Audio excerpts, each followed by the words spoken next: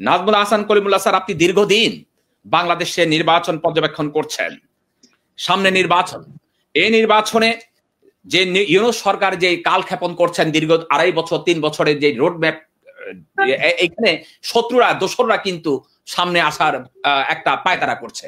আপনি নির্বাচন নিয়ে কি বলবেন? কবে নাগাদ নির্বাচন হতে পারে? প্রফেসর নাজমুল হাসান কলিমুল্লাহ। মানে ক্যাচটা ভিন্ন জায়গায়। আপনারা জানেন যে পঞ্চদশ সংশোধনী হাইকোর্টের রায় বাতিল হয়েছে।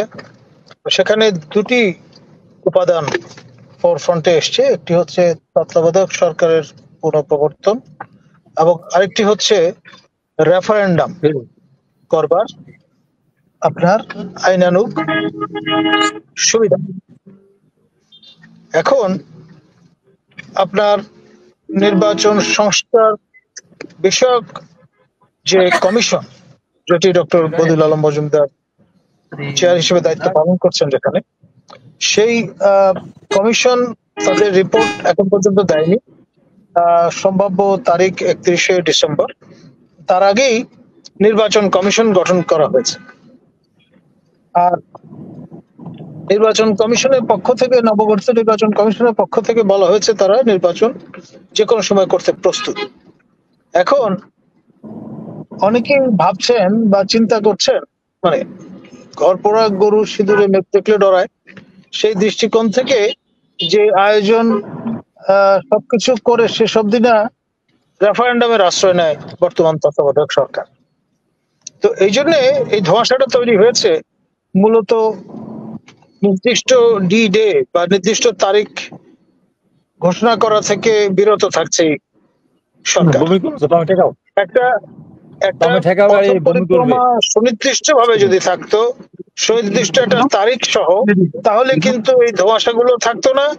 নির্বাচন সুষ্ঠু, অবাধ, নিরপেক্ষ একটা নির্বাচন একবার স্বপ্ন থেকেই কিন্তু এই আন্দোলনটি আমাদের প্রধান রাজনৈতিক দল বিএনপি এবং জামাত করেছেন গত 20 বছর ধরে, এবং সেটি নিয়ে কারো কোনো রকমের সংশয় থাকতো না।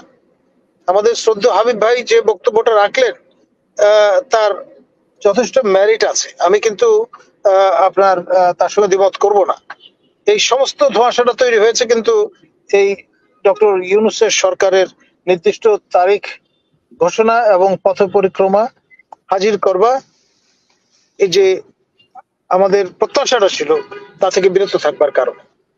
তো সেই জন্য আপনার কমিশনের পক্ষ থেকে, সরকারের পক্ষ থেকে যেমন বলা হয়েছে তারা ইভিএম ব্যবহার করবেন না, তারা ব্যালটে নির্বাচন আয়োজন করবেন। সেই জন্য আমরা পরিষ্কার যেটা প্রত্যাশা করি এখন, high time before it's too late, যে তারা রেফারেন্ডামে যাবেন না, তারা সাধারণ নির্বাচন আয়োজন করবেন এবং নির্দিষ্ট এই তারিখে। এটাই এখন হচ্ছে সময়ের দাবি। ধন্যবাদ।